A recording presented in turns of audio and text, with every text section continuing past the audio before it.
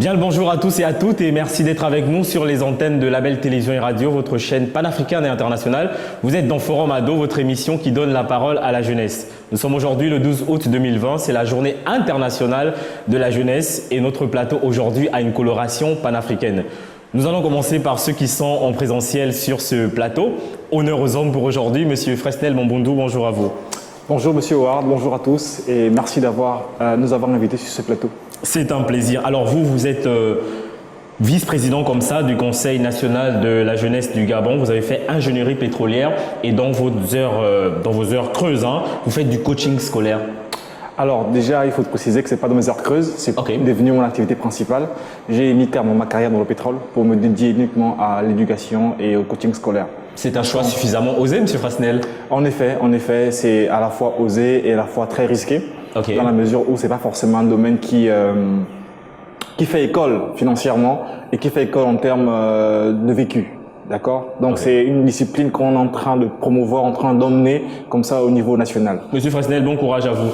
Alors face à vous, pour partager aussi ce plateau, Madame Karina Ngolé, bonjour. Bonjour Marvin, Rotep à tous les Kémites, vu que le plateau est très coloré. Alors vous, comme ça, vous faites un Master 2 en relations internationales au niveau de l'université Omar Bongo et vous allez écrire sur le sujet de la France-Afrique. La France-Afrique, les accords, surtout en termes d'occupation par l'armée française dans l'espace africain. C'est bien compris. Alors avec nous, nous avons Mademoiselle Goli Laetitia Carrel depuis la Côte d'Ivoire. Carrel, bonjour. Bonjour Marie. C'est un grand honneur pour nous de vous avoir avec nous aujourd'hui. L'honneur est partagé avec ce plateau hétéroclite. Alors on va aller très rapidement. Vous êtes féministe, activiste, juriste de formation et vous êtes comme ça l'initiatrice de l'Académie politique des femmes. Exactement. Après un constat, on s'est rendu compte qu'en Côte d'Ivoire, il y avait un certain manque de culture politique. Alors on a décidé vraiment d'aller là-dessus et de former les femmes, les jeunes femmes à la politique. Voilà. C'est bien compris. Par ricochet, vous êtes responsable de la Ligue ivoirienne des droits des femmes et vous avez participé comme ça au forum de Tunis sur l'égalité des genres. Responsable juridique. Responsable juridique. Exactement, de la Ligue ivoirienne des droits des femmes. Et j'ai participé en 2019 au forum sur l'égalité des genres à Tunis. Merci pour votre engagement, Mademoiselle Laetitia Carrel. Avec nous, je vais du côté du Sénégal, Mademoiselle Eva Diouf, bonjour. Bonjour Marvin. Content de vous voir et j'aime bien l'arrière-plan de votre vidéo. D'accord, merci pour cette invitation. C'est un honneur pour moi de pouvoir participer à ces échanges et qui sont en marge de la Journée internationale de la jeunesse. Vous êtes entrepreneur et vous avez comme ça réalisé plusieurs projets pour le bien de la jeunesse sénégalaise et vous avez participé en 2019 à la COPAD, la Coupe panafricaine des débats au Burkina Faso. Oui, effectivement, j'ai eu l'honneur de participer à la Coupe panafricaine des débats au Burkina Faso. Cette sélection a été faite suite à 2 coupes que j'ai eu à remporter concernant les débats, à Niamey et en Côte d'Ivoire en 2019. Donc, ça a été la suite logique de me sélectionner pour la COPAD. C'est bien compris, le rendez-vous, il est pris pour cette année au Tchad. On espère justement que cet événement aura lieu.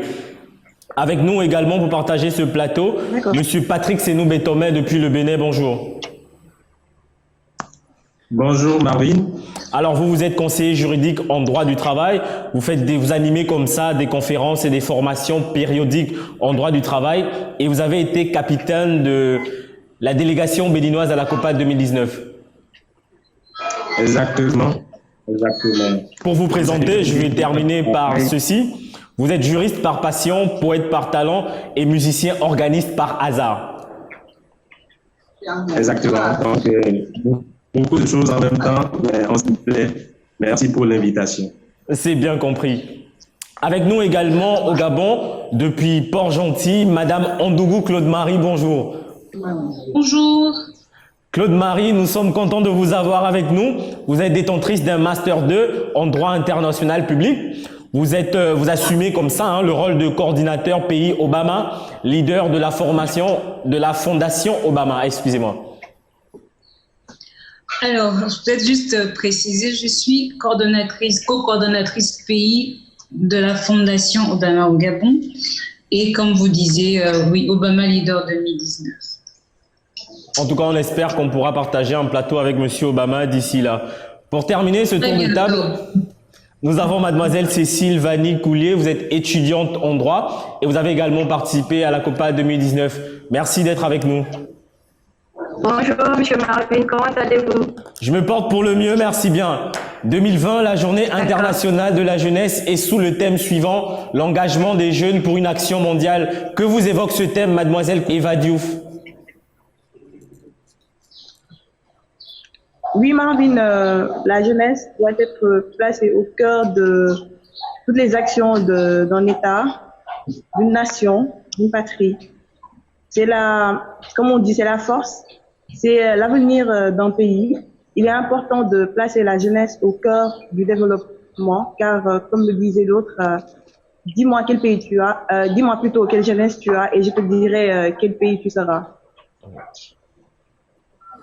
On s'en va au Sénégal, mademoiselle Karel? Ah oui, je m'inscris totalement dans la vision de ma consoeur Eva, si elle me permet que je la fasse comme ça. Oui, c'est exactement cela, c'est tirer profit du dividende démographique. On est sur un continent qui est majoritairement jeune. En Côte d'Ivoire, notamment, la jeunesse est à peu près 67%. C'est vraiment tirer profit de cette jeunesse-là, mais dans le bon sens. Voilà. Donc, c'est ce que m'évoque véritablement ce thème. Alors, nous sommes avec Monsieur Frestel Mombondou. Vous êtes vice-président comme ça du Conseil national de la jeunesse du Gabon. Alors, quelle est l'appréciation faites-vous de l'engagement de la jeunesse à Libreville au Gabon? Ben, c'est assez satisfaisant, d'accord, parce qu'il faut le notifier déjà par le fait qu'il y a de plus en plus de mouvements de jeunes qui se créent, d'accord, témoigne déjà que les jeunes sont en train d'embrasser comme ça une dimension de s'unir, de se regrouper, de se fédérer autour d'engagements communs. D'accord, donc c'est ce qu'il faut déjà dire à ce niveau. Maintenant, après, il faut aussi peut-être rajouter que ce thème vient à point nommé, d'accord, à point nommé parce qu'il pose le problème déjà de l'inclusion des jeunes dans les processus de décision. Okay. D'accord. Et il pose aussi le problème de savoir comment est-ce que les jeunes, justement, à travers leurs actions, arrivent à enrichir les décisions de politique publique. Par exemple, à définir ou bien à influencer, voilà, c'est ça l'expression, à influencer la prise de décision au niveau institutionnel. Donc, il faut vraiment que ces problématiques soient discutées, d'accord, et qu'on arrive à comprendre qu'aujourd'hui, le jeune a une place importante et qu'il doit être associé. Karina Ngolé, vous êtes une activiste. Est-ce que vous êtes du même avis? Quelle appréciation faites-vous de l'engagement de la jeunesse gabonaise? En tant que président exécutif du mouvement étudiant conscient, qui est un mouvement citoyen qui est impliqué dans les droits de la jeunesse, j'aurais simplement donné cette citation, c'est la chaleur de la jeunesse qui fait vibrer le monde de Bernanos. Mais les Africains disent, dis-moi que tu as existé et témoigne cela par un enfant qui sera demain ton bras. Cela veut dire simplement que on ne peut pas bâtir un pays sans la jeunesse. Et cette jeunesse gabonaise aujourd'hui a démontré qu'elle est assez mature. Une jeunesse consciente qui est sortie d'un pan de cette jeunesse qu'on bébérisait, d'un pan de cette jeunesse qui était relayée à l'affichage de t-shirts, à cette jeunesse qui se constitue pour aller défendre ses droits, d'aller proposer des solutions, d'aller impacter là où les aînés ont échoué.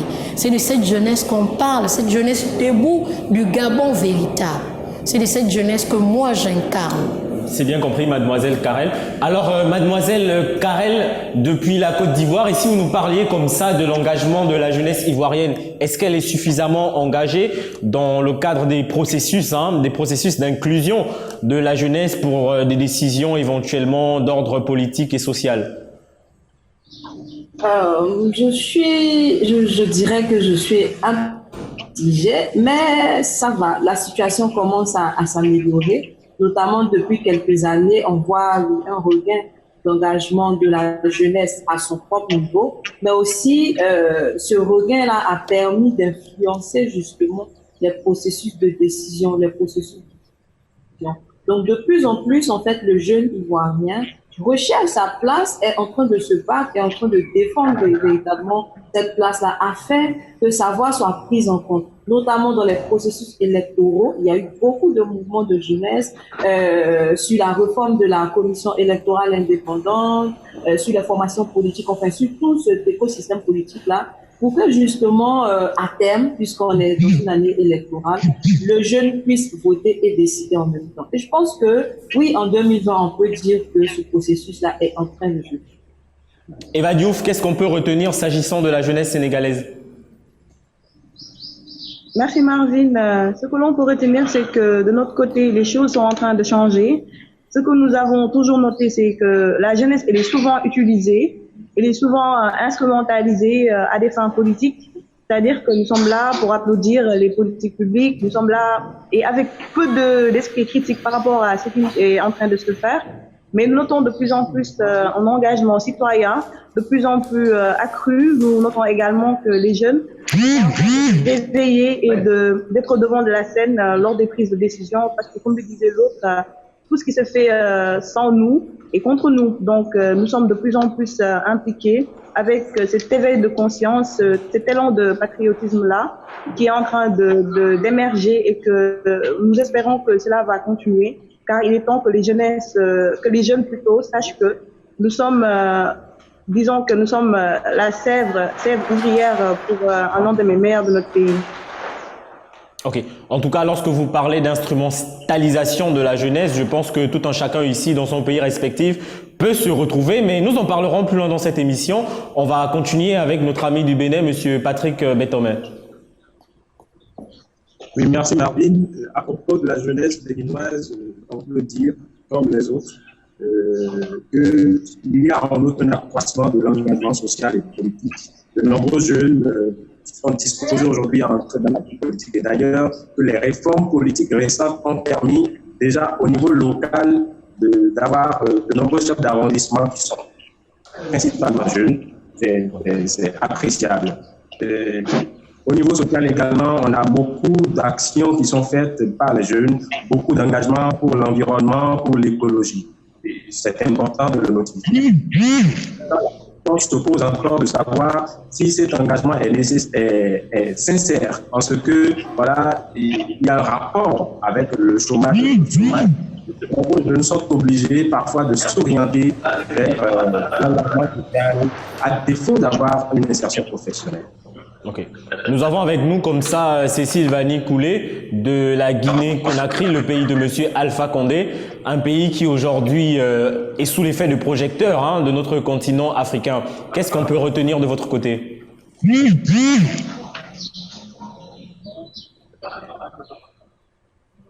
Cécile Collier, la question vous est posée.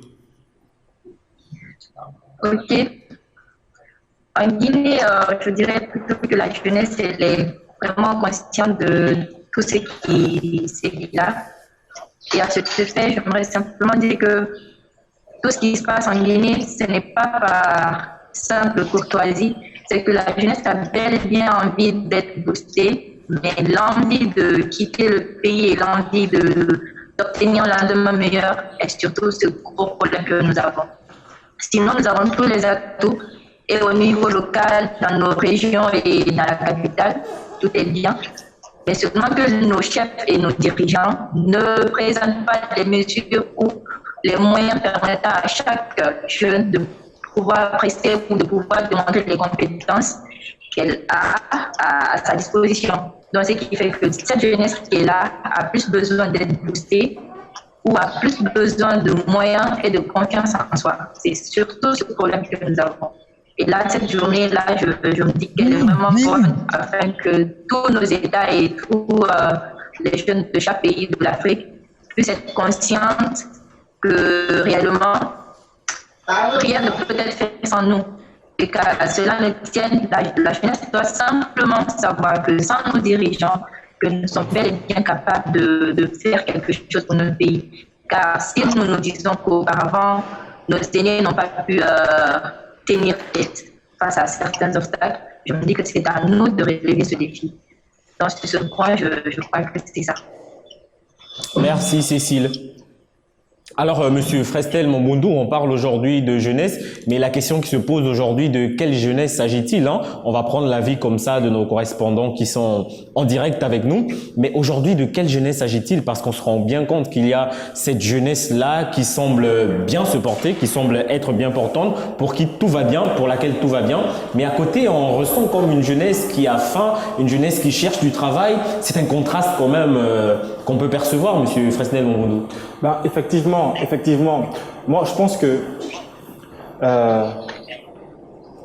il y a deux paramètres à considérer sur cette question. D'accord? Okay. Il y a le paramètre d'abord qui est relatif à l'environnement qui est offert aux jeunes pour qu'ils puissent se développer, d'accord, pour qu'ils puissent s'épanouir, d'accord. Et il y a la question de l'éducation et de la formation de ces jeunes-là. Okay. D'accord? Parce que en réalité, le problème qui se pose, c'est de savoir est-ce que le jeune vit dans un environnement qui est favorable à son épanouissement et à son développement. Est-ce que cet environnement est un environnement juste, équitable, d'accord, qui favorise justement son développement éthique et moral? Là est la première question qu'on doit se poser.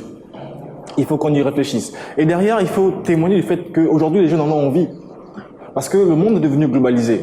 Ce qui fait que le jeune aujourd'hui peut prendre exemple sur le jeune du Niger. Le jeune gabonais peut s'inspirer d'un jeune du Niger, du Sénégal, de la Tunisie, de la France. Parce qu'en fait, il n'y a plus de barrière avec Internet, par exemple. Ça veut dire que lui, quand il a observé comment fonctionne un jeune en France, il a envie de la même chose.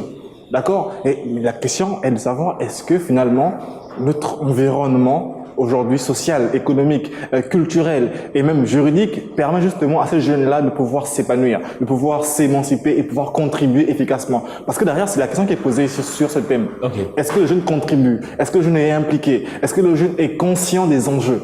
Est-ce que le jeune a donné son avis? Et est-ce que cet avis a été considéré? D'accord, c'est réellement les questions qui se posent. Et la réponse est qu'effectivement, le jeune veut contribuer.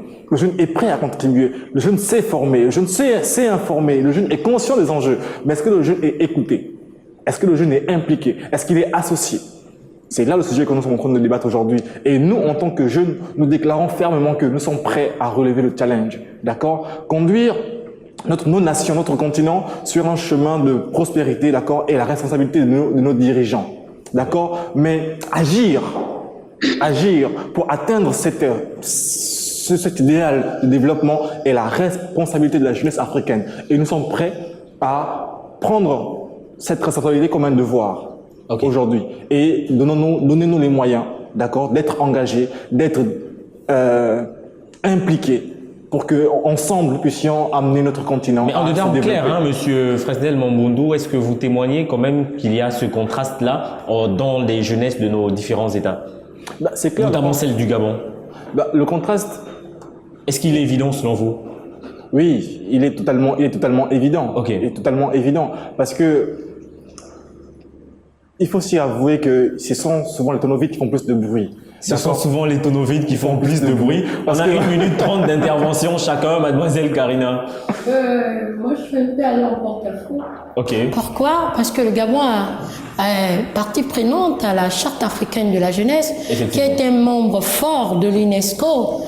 Lorsqu'on voit, le Gabon a pris des engagements d'inclure 30% de la jeunesse suite à l'audit du PNUD, que la jeunesse fait 70% de la population gabonaise, donc il devait donner 30% dans les centres de décision et des institutions de place à la jeunesse gabonaise, chose qui n'est pas faite jusqu'aujourd'hui.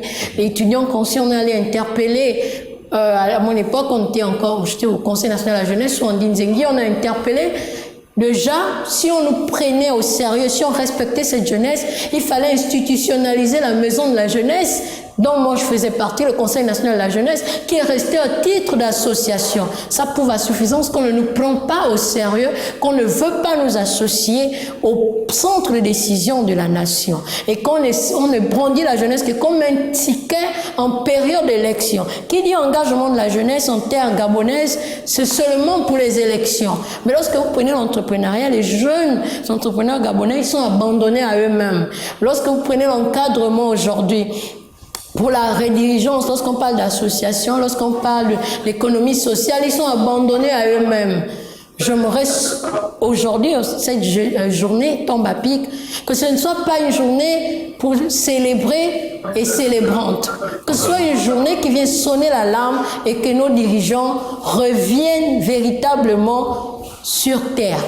C'est très clair. Merci, mademoiselle Karina Ngolé. La technique nous l'a permis. Nous avons avec nous mademoiselle Andougou Marie-Claude qui est de retour sur cet écran. Alors, Marie-Claude, aujourd'hui, vous êtes une influenceuse gabonaise. Aujourd'hui, on se rend compte qu'il y a comme un contraste qui existe dans la jeunesse gabonaise entre cette jeunesse-là, je le disais tout à l'heure, pour laquelle tout va bien.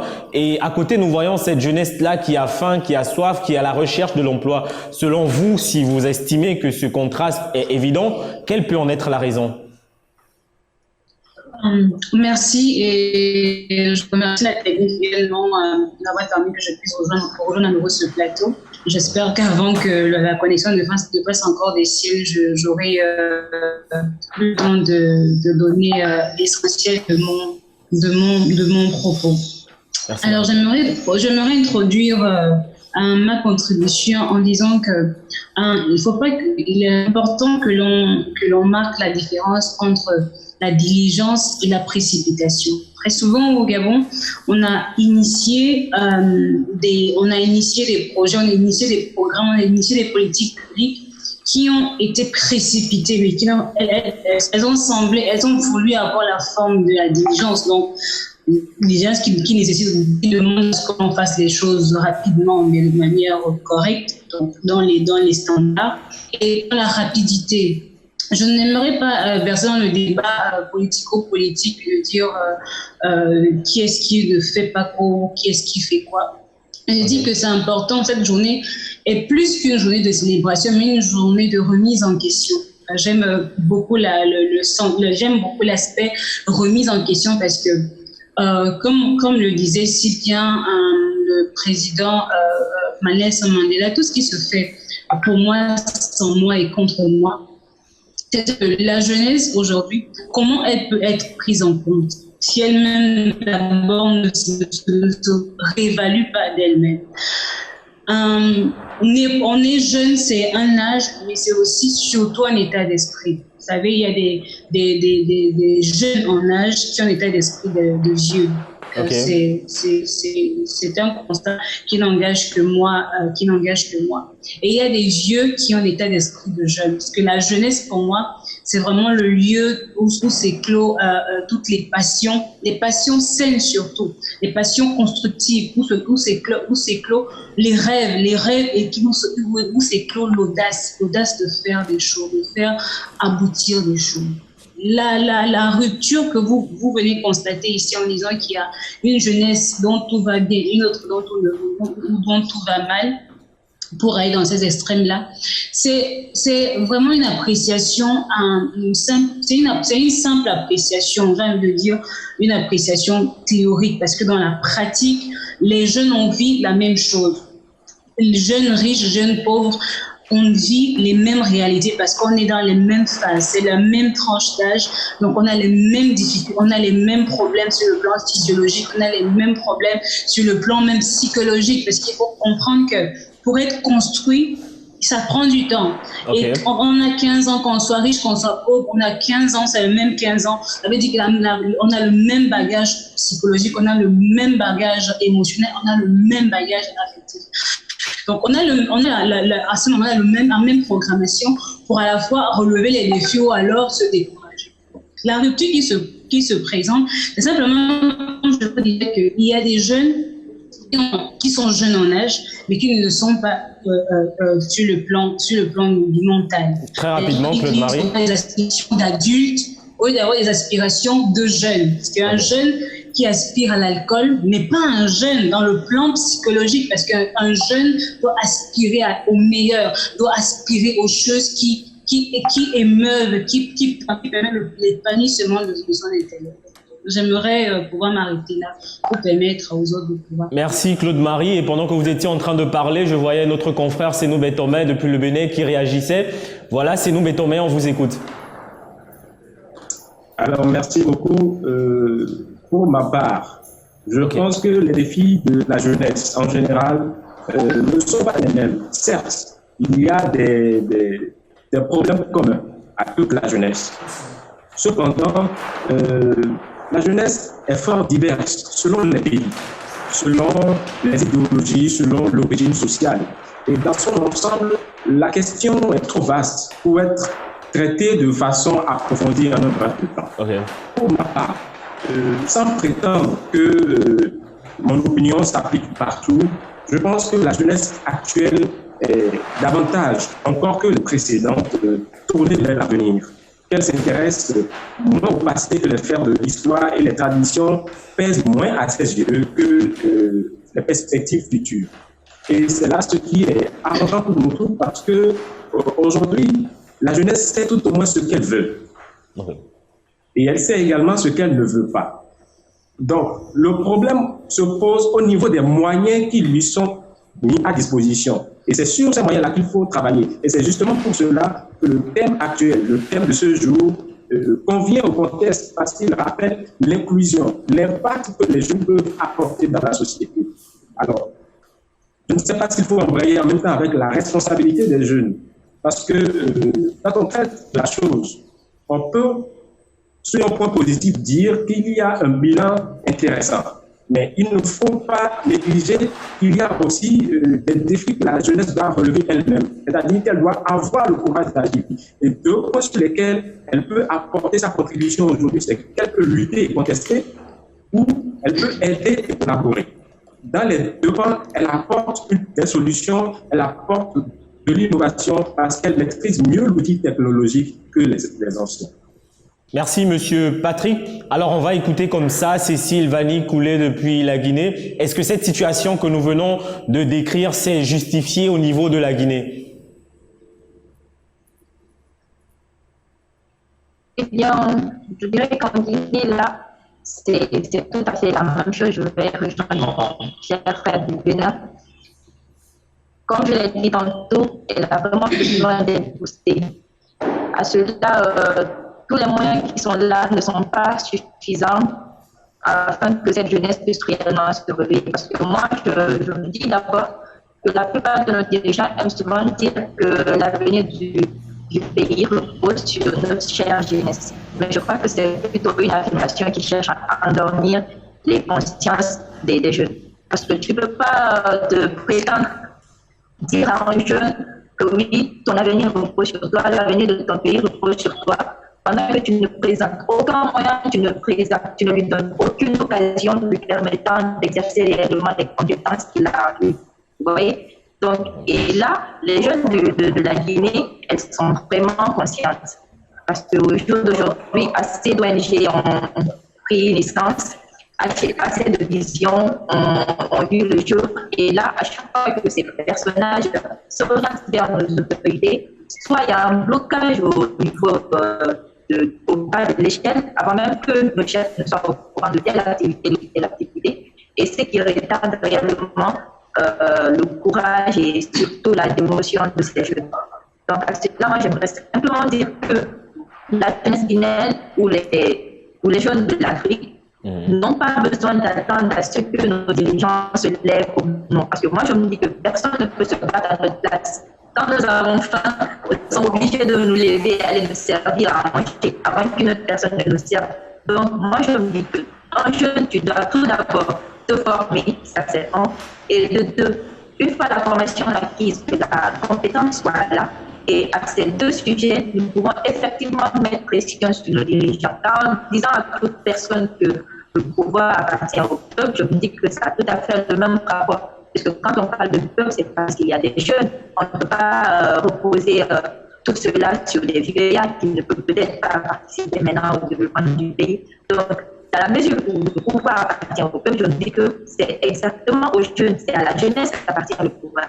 Donc, si la jeunesse est mise en marche au développement du pays, je me dis que c'est tout à fait une façon de bafouer ou de faire donner la conscience de ces personnes. Cécile Vanni, votre discours est cohérent. Que la jeunesse africaine se lève, qu'elle se donne la main et qu'on mette en avant le travail.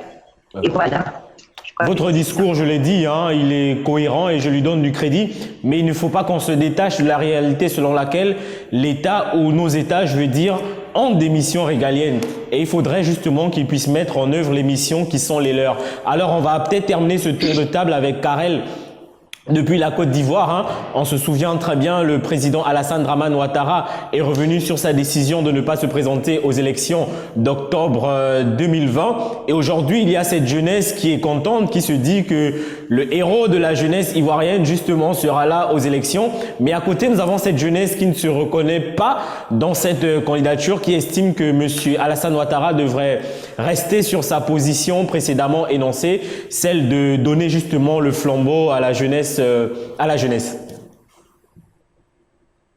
Ah, j'attendais cette question. Ah, alors, ce que vous avez dit, Marvin, c'est un peu ça la démocratie aussi. Hein. Un camp qui veut quelque chose, un autre qui ne veut pas, voilà. Donc, en Côte d'Ivoire, véritablement, je pense que le choix du président Alassane Ouattara était un choix politique. Voilà, puisque le but de chaque parti politique étant de garder le pouvoir, peut-être qu'il estime que au niveau justement de sa famille politique, il était celui qui incarnait cette légitimité pour pouvoir justement briguer un troisième mandat. On sort véritablement du débat juridique puisque très clairement le juge constitutionnel a donné son avis. Mais ce qu'il faut retenir aujourd'hui, je vais le dire sur une citation de Frantz Fanon, qui dit que chaque génération doit, dans une relative opacité, découvrir sa mission, soit l'accomplir ou soit la trahir.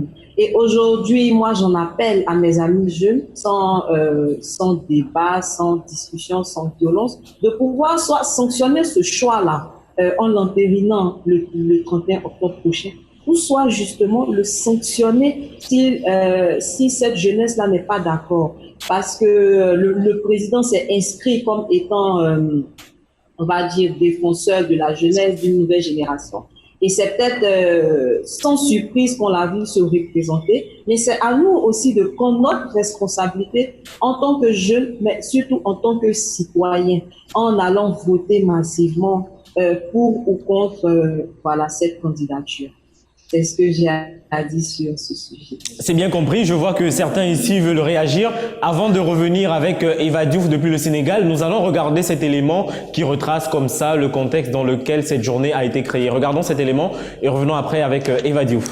On compte aujourd'hui 1,2 milliard de jeunes âgés de 15 à 24 ans dans le monde, ce qui représente 16% de la population mondiale. D'ici à 2030, à la date fixée pour la mise en œuvre du programme de développement durable à l'horizon 2030 et de ces 17 objectifs de développement durable, le nombre de jeunes devrait augmenter de 7% pour atteindre près de 1,3 milliard d'individus. La pandémie de Covid-19 a de graves conséquences économiques et sociales dans le monde et les jeunes y sont particulièrement vulnérables. Pour une reprise inclusive et la réalisation des objectifs de développement durable au cours de la décennie d'action, les jeunes constituent un élément clé. La Journée internationale de la jeunesse, commémorée chaque année le 12 août, a été adoptée par l'Assemblée générale des Nations unies en 1999. L'objectif de cette journée est d'attirer l'attention de la communauté internationale sur les problèmes de la jeunesse et célébrer le potentiel des jeunes en tant que partenaires dans la société. L'engagement des jeunes pour une action mondiale est le thème 2020. Alors revenons sur ce plateau comme ça avec mademoiselle Eva Diouf qui tout à l'heure parlait justement d'instrumentalisation de la jeunesse, de corruption. Mais mademoiselle Eva Diouf, dites-nous maintenant, est-ce que cette instrumentalisation qui est bien manifeste que nous pouvons observer, on parle de corruption au niveau de la jeunesse, on voit des groupes de jeunes étudiants qui sont forts porteurs de revendications et du jour au lendemain comme ça, on se rend compte qu'il y a quelqu'un, le langage change du jour au lendemain, voilà pour certaines raisons que vous allez certainement nous énoncer. Mais est-ce que la corruption aujourd'hui n'est pas ce phénomène-là qui fait en sorte que la jeunesse soit en marge des instances décisionnelles? Merci Marvin, tout à fait. Cette corruption-là, elle est très présente, surtout au niveau des jeunes, tout simplement parce qu'ils sont désespérés. Les jeunes sont en manque de repères. L'éducation pose problème. La formation professionnelle pose problème. Du coup, le seul moyen peut-être pour les jeunes de s'échapper de ce quotidien-là, c'est de pouvoir disons, ruer à la politique.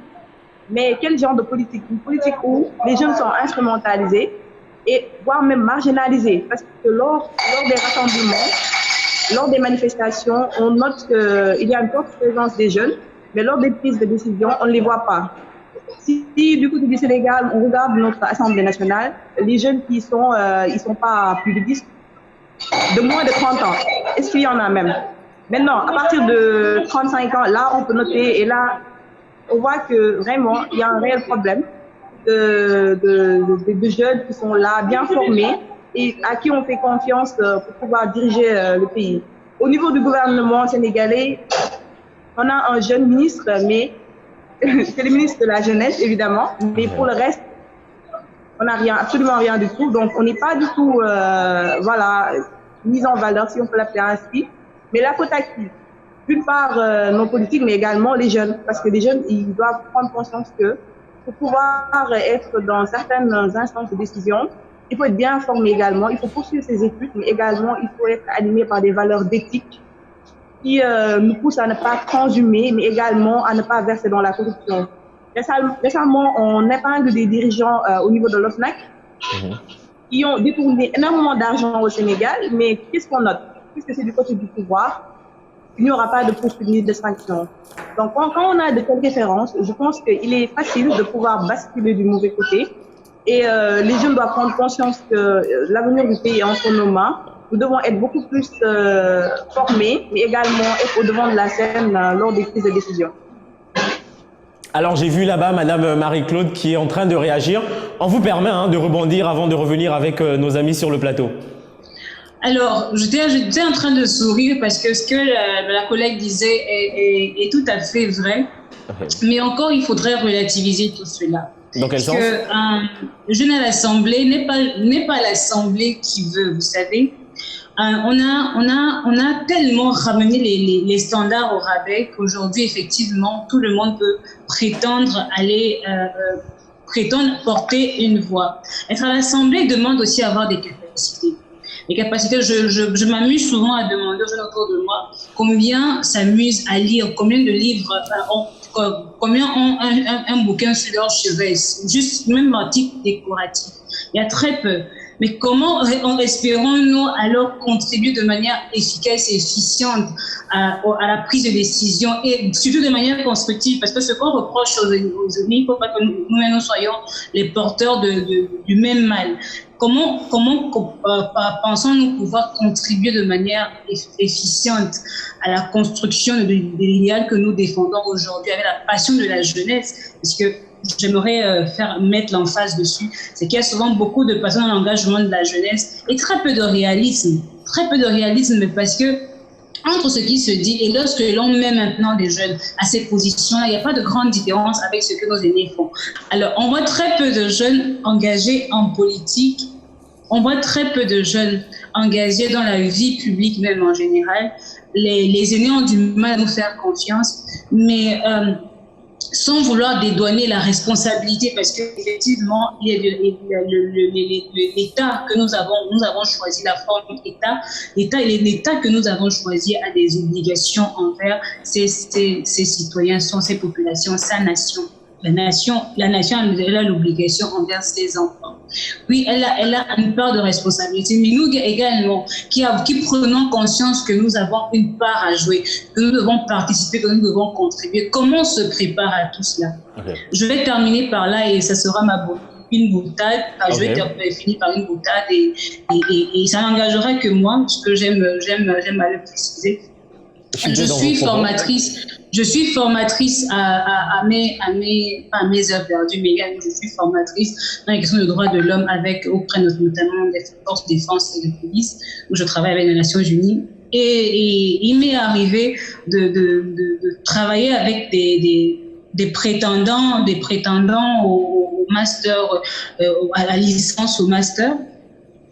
Je prends les feuilles des jeunes et souvent quand je lis les jeunes, sur une phrase ou bien sur un paragraphe, vous allez trouver quand on dit niveau master, on a du mal à croire que c'est un niveau master parce qu'il y a vraiment de la légèreté. Ça donne en fait de la légèreté avec laquelle les jeunes prennent les choses. C'est léger et ce n'est pas construit. Et à ce moment, juste en se basant sur ce constat alarmant et malheureux, on se demande est-ce qu'on est capable aujourd'hui de faire confiance pleinement aux jeunes. Quand je mets jeunes en général, parce que je ne vais pas mettre à côté la minorité qui se démarque, parce qu'effectivement, la minorité, mais une grande majorité des jeunes se qualifient par leur légèreté à prendre en considération les choses même de leur propre vie et plus loin les choses de la nation. Claude-Marie, moi je crois que la question elle est très bien posée. Est-ce qu'aujourd'hui on peut faire confiance à cette jeunesse-là? Et je crois qu'à cette question, le vice-président du Conseil national de la jeunesse a répondu oui. Il a dit que la jeunesse aujourd'hui, elle est prête. On se souvient, si vous me permettez ce petit contexte, le chef de l'État, Ali Bongo Ondimba, lorsqu'il arrive à la magistrature suprême, il place son mandat sous le mandat du septennat. Voilà, c'est ce qu'il a dit. Mais aujourd'hui, on se rend compte que le chef de l'État, je ne dirais pas qu'il a été déçu, parce qu'il y a des jeunes qui ont été placés au pouvoir, il y a des jeunes en qui sa confiance a été placée, mais ça parle de détournement de fonds, ça parle de manipulation. Monsieur Fresnel Mombundu, au titre des mots qui minent la jeunesse, il y a justement cette corruption. Il n'y a corruption que s'il y a corrompu et corrupteur. C'est bien dit. Et derrière, moi je pense que on va pas imputer la responsabilité à 100% aux jeunes. Okay. D'accord? Parce que comme je l'ai dit tout à l'heure, ce sont les tonneaux vides qui font plus de bruit. En tant que coach scolaire, je suis emmené à rencontrer énormément de jeunes sur l'année scolaire. Je peux vous témoigner que sur 100 jeunes, il y en a 80, d'accord, qui vont à l'école, qui suivent les cours, qui font leurs efforts pour avoir des bonnes notes. Il y en a 20, d'accord, qui font les zinzins. Du haut de votre expérience. Du haut de mon expérience, okay. D'accord. Mais soyez-en sûr que les 20 qui font plus de bruit là, que sur les 80, ils sont les plus populaires, ils sont les plus connus, ils sont les plus écoutés, ils sont les plus vus. Parce que justement, on a la facilité à parler de ce qui ne marche pas. D'accord. Et plus de difficultés en fait à mettre en évidence, à valoriser ce qui marche. Voilà réellement le problème aujourd'hui. Prenons juste l'exemple sur la vie associative d'une jeunesse au niveau national. Okay. D'accord. Elle a fait partie d'un mouvement très puissant, Jeunesse Consciente de l'UOB, qui a posé, qui a milité, qui a posé énormément d'actions très pertinentes. Mais combien parlent d'eux? Combien mettent en évidence leur combat? D'accord. On est plus prêt à parler, à vulgariser ce qui ne marche pas, plutôt qu'à mettre en évidence des jeunes qui contribuent et qui ont du talent. Okay. D'accord. Moi, je pense réellement que la question qui se pose, c'est la question de la personne qu'il faut à la place qu'il faut. D'accord. L'évidence sur les valeurs qui conviennent. Aujourd'hui, on ne parle plus de valeurs, on ne parle pas d'éthique. On parle maintenant, depuis quelques mois, beaucoup de citoyenneté, d'engagement citoyen. D'accord. Mais on en parle juste parce que derrière, on peut parler des élections. Mais ce serait bien, en fait, que cette culture-là, d'accord, soit une culture pérenne. Pérenne, effectivement. D'accord. Que l'on enseigne, on inculque aux jeunes depuis le bas âge. C'est pas lorsqu'on aura besoin de leur vote qu'on va venir leur dire il faut être citoyen. Et malheureusement, c'est ce qui se passe. On prend les jeunes comme des pions. D'accord? Et pas comme des personnes qui contribuent, responsables et respectables. Naturellement, les jeunes vont aller vers le chemin qu'on leur oriente. Ok, Monsieur Fresnel, on va passer la parole à Mademoiselle Karina Ngolé qui a des papillons dans le ventre. Mais avant, si vous me permettez, Mademoiselle Karina, après avoir écouté ce que disait tout à l'heure Mademoiselle Marie-Claude Antougou, vous pouvez réitérer aujourd'hui que la jeunesse est prête et qu'elle a les moyens de supporter les charges qu'éventuellement on peut mettre sur leurs épaules. Bien sûr. Bien sûr.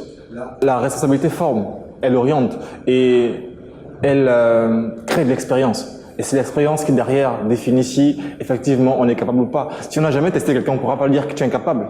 Je vous l'accorde. Karina Ngolé, nous sommes à vous. Marvin, j'ai plus que les papillons. Quelqu'un qui est allé porter le vert jaune bleu, j'aimerais qu'elle ouvre son micro, ça fait pas poli. Au nom de cette jeunesse gabonaise qui peint un tableau, déjà, je ne vais pas laisser ça comme ça en tant que leader. Ma jeunesse vert jaune bleu n'est pas nulle. Moi, je suis dans un mouvement qui combat pour les droits et libertés. Lui, Fresnel, il fait dans l'entrepreneuriat social, il fait dans l'entrepreneuriat académique. De même qu'on a des jeunes talentueux comme Geoffroy Fumboula, boursier. On se connaît tous ici. Un tableau sombre de cette jeunesse gabonaise, je dis non. On ne peut pas qualifier un bon dirigeant au nombre de livres sur le chevet de son lit. Le même Nicolas Machiavel qui a écrit Le Prince de Machiavel, qui est un livre très lu, n'était pas excellent. Il n'était même pas classés parmi les excellents. Donc je dis non à ce tableau. Qui sommes-nous? Dis-moi qui tu es, je te dirai qui es-tu, dit un proverbe dans ma langue. En étant détenteur d'un Master 2, qui es-tu pour aller corriger les copies de Master 2? Il y a des gens en tort, on parle de pédagogie. Je parle sous le contrôle d'un coach académique ici. Ne peut corriger les copies ou les écrits d'un étudiant de Master 2 ou Master 1, quelqu'un qui a le doctorat ou plus. Mais vous êtes en phase, en égalité. Qui es-tu pour dire que tu peux corriger cette copie? Il y a des gens en torse, elle fait partie des gens qui mettent en mal, qui sont le talon d'Achille de ce système éducatif gabonais. Déjà, j'aimerais rebondir. Marvin, c'est une chaîne panafricaine. Okay. Je ne veux pas laisser des tares. Cette justification est en fait, vous pouvez poursuivre. J'aimerais dire ici, on ne peut pas dire que les jeunes ne sont pas aptes à aller à l'Assemblée nationale parce que pour aller à l'Assemblée, il faut être détenteur de ceci. Non. Okay. Ici, le problème, c'est que les partis, pas que les jeunes ne veulent pas, les partis politiques, là, on sort d'une discussion déjà avec un groupe de partis de l'opposition pour leur dire, vous reprochez au PDG, beaucoup de choses. Okay. Mais nous remarquons que vous-même, en étant dit parti de l'opposition, vous faites pareil que le PDG. Donnez les places aux jeunes, investissez les jeunes, responsabilisez les jeunes. Arrêtez de penser que les jeunes ne sont là que pour vous accompagner. On parle aujourd'hui de succession. Ceux qui sortent aujourd'hui de cette même Marie-Antoubous en disant que les jeunes sont pareils, on n'a pas les mêmes chances d'égalité. La succession aujourd'hui a commencé, le legs. La transhumance. Pourquoi les jeunes font la transhumance politique? C'est parce qu'ils ne sont pas écoutés à tel point, je m'en vais là-bas, on va m'investir. Aujourd'hui, on parle de succession des postes au Gabon. Mon père a été président de l'Assemblée, moi je dois occuper telle fonction parce que le père dit que moi je veux me retirer. Bon, prenez ma fille. Mon père est le président du parti, moi je dois être là, si je ne suis pas là, je m'en vais ailleurs. On parle de la succession et où est l'égalité dans tout ça? C'est une position justifiée, mademoiselle Karina Ngolé. Avant que l'on reparte avec nos amis, quelque chose à rajouter, Fresnel Mambondo? Oui. Très rapidement, s'il vous plaît. Vraiment rapidement, j'aimerais juste ajouter que il faut peut-être relativiser, d'accord? Dans quel sens? La position de Claude Marie est peut-être celle que défend. On lui donnera l'occasion. D'accord? Moi, je pense que réellement son propos tient la route, d'accord? Dans la mesure où ce n'est pas forcément 100% de jeunes, mais la majorité des jeunes qui sont conscients de leurs responsabilités et qui prennent à cœur les responsabilités qu'on va leur attribuer. D'accord? Mais ce que je veux justement compléter, c'est de dire qu'on doit sortir nous aussi de la dimension de la posture de la victime et de l'accusateur. Et plus embrasser la culture de l'excellence. D'accord? C'était le propos de Claude Marie en fait. Pour moi, c'était une interpellation des jeunes à vraiment oser agir pour l'excellence et non pas... Merci pour cette intervention. On reviendra avec vous, Karina Ngolé. On va partir au Bénin avec monsieur Patrick Sénou-Bétomin. Aujourd'hui, au titre des priorités, des domaines prioritaires de cette journée, il y a la question de l'emploi. Et aujourd'hui, on peut se rendre compte, où qu'on soit dans l'Afrique, la question de l'emploi a sa place. Aujourd'hui, en tant que jeune, qu'est-ce que vous pensez qu'on peut proposer justement pour résoudre cette question sur l'emploi ? Merci Marvin. Alors, la question de l'emploi, qu'on se rassure, sera une question permanente. Elle existe d'ailleurs dans tous les pays. Ok. Donc, en Afrique, c'est normal. L'Afrique qui connaît d'ailleurs un problème démographique actuellement avec les défis économiques et sociaux que l'on connaît. On comprend que la question de l'emploi soit discutée et rediscutée. Et je ne sais pas si je peux proposer une solution miracle pour l'emploi. Par contre, je sais que la démarche que les États ont engagée de plus en plus, c'est de créer un environnement juridique favorable à l'explosion économique. Parce que ce n'est que par l'explosion économique qu'il peut y avoir de la création d'emplois. Et là encore, la question se pose parce que c'est un couteau à double tranchant. Plus l'on fait la promotion de l'entreprise pour créer de l'emploi, en même temps, l'on précarise la situation des travailleurs. De fait, je pense que la solution sur laquelle il faut miser aujourd'hui, c'est la solution du numérique. Et c'est ce qui arrange de plus en plus les jeunes. D'ailleurs, on en a beaucoup qui sortent de formations universitaires classiques, mais qui se retrouvent à faire les métiers du web et qui marchent vraiment bien. L'avantage, c'est que ça crée un environnement international d'emploi parce que vous pouvez aujourd'hui être en Afrique et vous faire recruter en Europe. Et on va dire que les dirigeants africains n'y croient pas encore beaucoup. C'est-à-dire qu'on peine à miser sur le télétravail, on peine à miser sur les métiers du web. Quand vous travaillez avec votre ordinateur tout le temps, on vous dit que vous êtes dans un métier d'arnaque, etc. Il faut que les dirigeants africains réalisent qu'on peut investir sur le numérique et apporter beaucoup à la jeunesse. Bien évidemment, on ne peut pas espérer qu'il y ait un endiguement total de la question du chômage, mais on peut aller en avant en mettant un point d'orgue sur les innovations des jeunes. On peut proposer beaucoup de choses dans cette matière. Merci pour la concision et la précision de vos propos, Monsieur Seydou Beitomé. On part comme ça avec notre correspondante, mademoiselle Eva Diouf au Sénégal. Alors, dites-nous, en tant que jeunes, dénoncer c'est bien, dénoncer c'est ce que nous faisons très souvent, mais aujourd'hui la problématique de l'emploi est une réalité au Sénégal. Quelles sont comme ça les mesures prises par les gouvernants pour permettre justement que chacun de nous, après l'obtention de son sésame, on puisse être inséré sur le plan professionnel? Et qu'est-ce que vous, à votre niveau, vous pensez que vous pouvez proposer? Merci beaucoup, Marvin. Au niveau du Sénégal, le président de la République, après son élection en 2012, a créé une agence dénommée ANPEJ pour la promotion de l'emploi des jeunes et la recherche d'emploi pour les jeunes. Mais ce que nous notons ici au Sénégal, c'est que cette agence-là ne peut pas résorber tout le gap que nous avons en matière d'emploi pour les jeunes.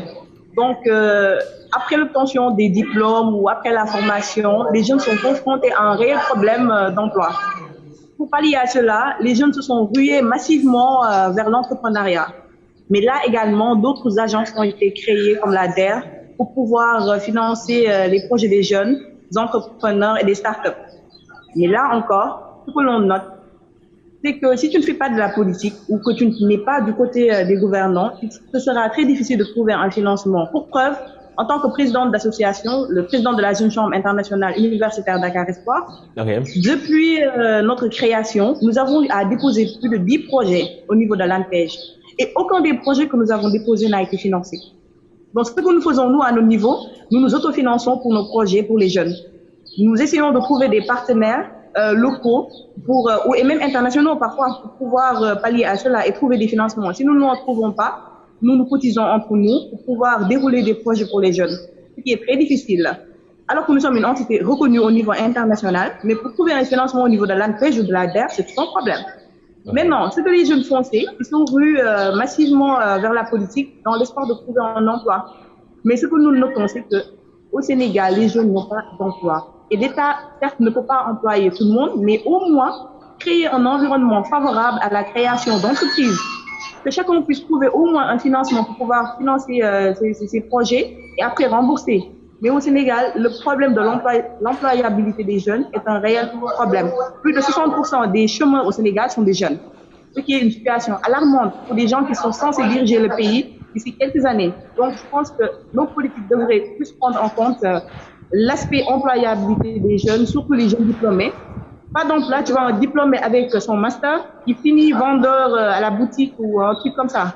C'est une situation très désolante. Si on n'est pas très créatif, je pense que, voilà, des soutiens de famille qui se retrouvent sans emploi, c'est quand même très difficile. Et si on n'est pas très créatif, là, on n'a pas de travail. Donc, l'entrepreneuriat est une solution par rapport aux problèmes liés à l'emploi, mais également, on est buté à un problème de financement. On va partir en Côte d'Ivoire très rapidement avec Karel. Vous disposez d'1 minute 30 très exactement pour répondre à cette interrogation. Alors, ce que je veux dire concernant l'emploi des jeunes, c'est peut-être aller à l'éducation même.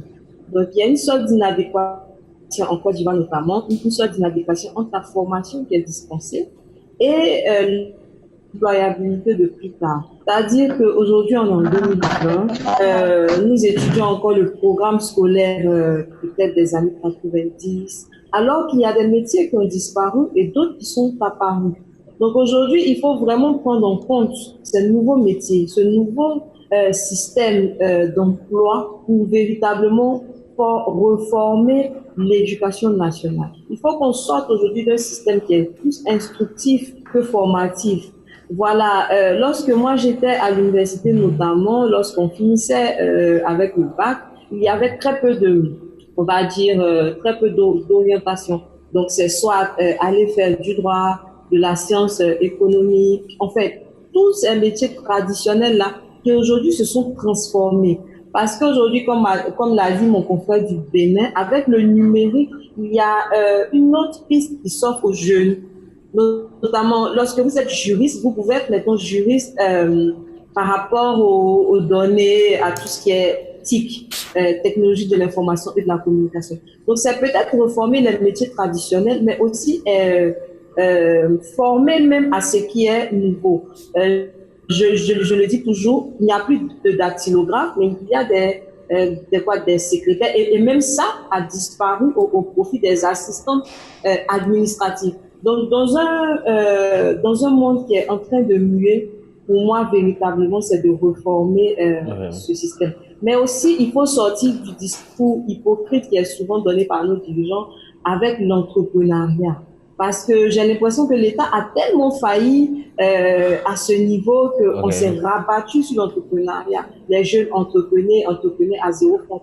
C'est vraiment un discours hypocrite. Et même lorsqu'on veut que les jeunes entreprennent, il faut leur donner soit de la formation, ou en outre de la formation, des moyens pour pouvoir entreprendre efficacement, parce que, j'aime à le dire, l'entrepreneuriat, ce n'est pas le dernier recours de celui qui a échoué. C'est quelque chose de sérieux. Donc voilà, pour moi, c'est véritablement cela. Si on veut que les jeunes entreprennent, il faut les former. Pour moi, c'est formation pour l'emploi. Alors, nous avons comme ça baladé notre micro dans les rues de Libreville pour savoir qu'est-ce que cette population pense de la Journée internationale de la jeunesse. On va revenir avec Claude Marie pour un mot de fin après avoir regardé cet élément. La jeunesse est sacrée. C'est une bonne chose pour les jeunes. Bon, déjà, c'est une bonne chose. Maintenant, après, il ne faut pas juste avoir une journée de la jeunesse. Qu'est-ce qu'on en fait en fait? Parce qu'on ne voit pas vraiment l'importance. Il y a deux gros problèmes pour la jeunesse. Il y a les loisirs. Puis on remarque aussi qu'il y a cette jeunesse-là qui est à la recherche de travail, d'un emploi. Parce qu'aujourd'hui, il y a beaucoup de jeunes qui sont diplômés et qui n'ont pas d'emploi. Donc il faut déjà trouver une solution pour ça. Une journée dédiée à la jeunesse et dédiée à l'élévation d'une jeunesse qui est dédiée aux futures personnalités d'un pays, d'une nation, d'un continent et d'un monde entier. C'est au travers de cette jeunesse qu'on retrouve nos traditions, qu'on retrouve nos coutumes, qu'on retrouve ce que nous sommes. Parce que l'être humain est toujours national, est toujours international, il est toujours mondial. Parce que c'est un être humain. Donc il n'y a pas une différence entre jeunes qui se trouvent en Afrique, en Asie, en Amérique et tout le reste du continent. Tout jeune reste jeune. Et ce qui est important au Gabon, c'est qu'il n'y a pas l'engouement, qui justifie la journée internationale de la jeunesse. Alors, nous sommes en train de tendre dans la fin de cette émission. Nous allons commencer par Mademoiselle Claude Marie pour un mot de fin. Mademoiselle Claude Marie, la journée internationale de la jeunesse est placée sous le thème « L'engagement des jeunes pour une action mondiale ». Un mot de fin, s'il vous plaît. Alors, mon mot de fin, c'est comme je le disais à mon entame, c'est une journée de remise en question. Okay. Surtout beaucoup de remises en question pour prétendre à des actions dans la durée. Il faut constamment se remettre en question et corriger ce qui ne va pas. Merci. La jeunesse, elle est plurielle. Elle a beaucoup à donner, surtout de son énergie, parce qu'on n'est pas jeune deux fois. Un jeune n'a pas la même énergie qu'un quelqu'un de plus âgé.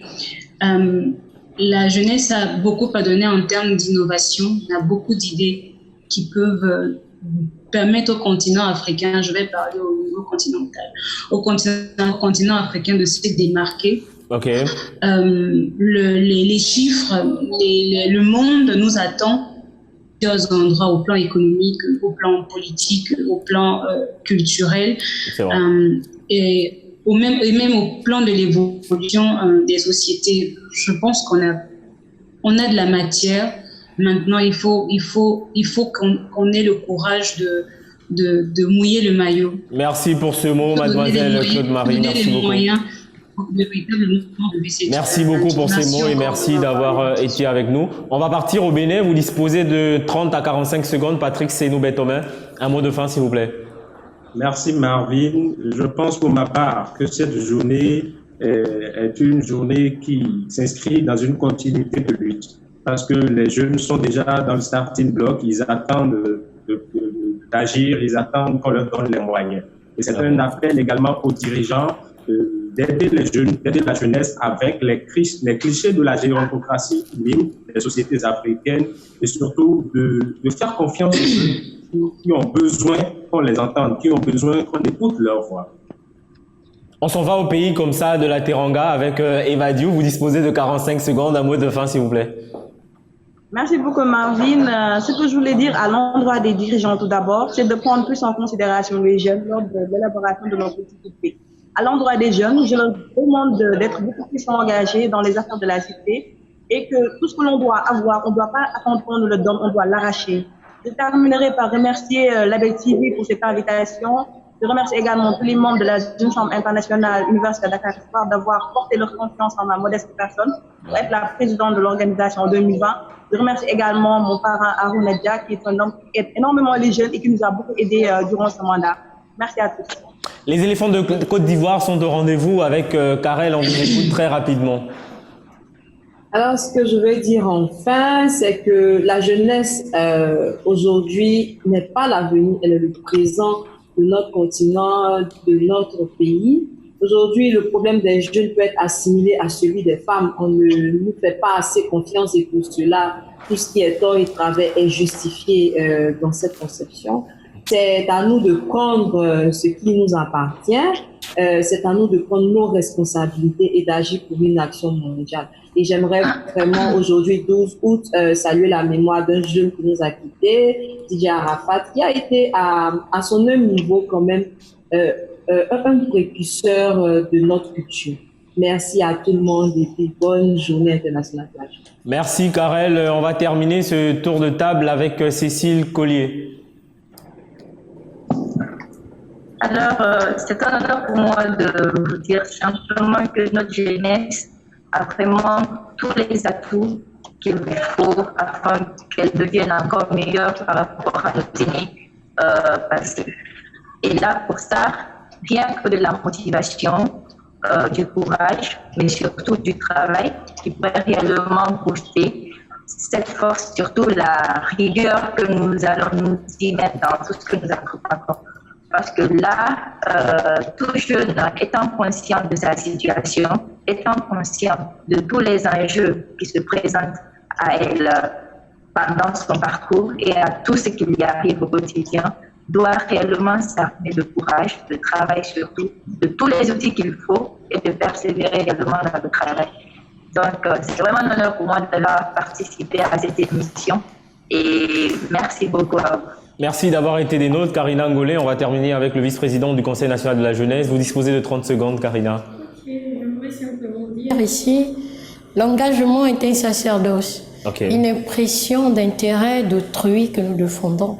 C'est pour dire que nous célébrons aujourd'hui l'engagement mondial de la jeunesse, tout en rappelant aux jeunes Africains qu'il y a la dichotomie.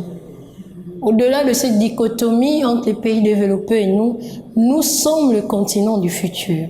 Et nous avons le devoir et le droit de nous imposer et de faire changer les choses. Voici mon mot de la fin. Merci Karina Ngolé, monsieur le vice-président du Conseil national de la jeunesse. Alors, du Gabon. Pour moi, je viens dire en bout de flanc que chaque génération évolue avec les défis de son temps. Et aujourd'hui, notre temps, d'accord, est pour la croissance, pour la prospérité, pour le développement durable de nos nations, de l'Afrique et du monde. S'il y a une chose à dire, c'est de dire à cette jeunesse, nous devons oser l'union. Nous devons ensemble agir pour que notre jeunesse soit épanouie, autonome, responsable et spécifiquement engagée, d'accord, afin d'émettre des propositions qui soient à la fois réalistes, créatives et innovantes. Merci. Merci Monsieur Fresnel Mambondo, Journée internationale de la jeunesse. Nous étions aujourd'hui notre plateau avait une coloration panafricaine. Nous étions avec Karel depuis la Côte d'Ivoire, Cécile Coulier depuis la Guinée-Conakry. Nous étions également avec Eva Diouf au Sénégal. Nous étions avec Patrick Senou Bétomé depuis le Bénin et avec Marie-Claude au Gabon dans le Goué-Maritime. Merci à vous également d'avoir été avec nous. À 7 sur ce panel, il n'était pas évident à tout un chacun de parler à la mesure de son ressenti, mais je pense que nous avons été entendus. Restez câblés sur les antennes de la Belle Télévision et Radio. Bonne suite des programmes à vous.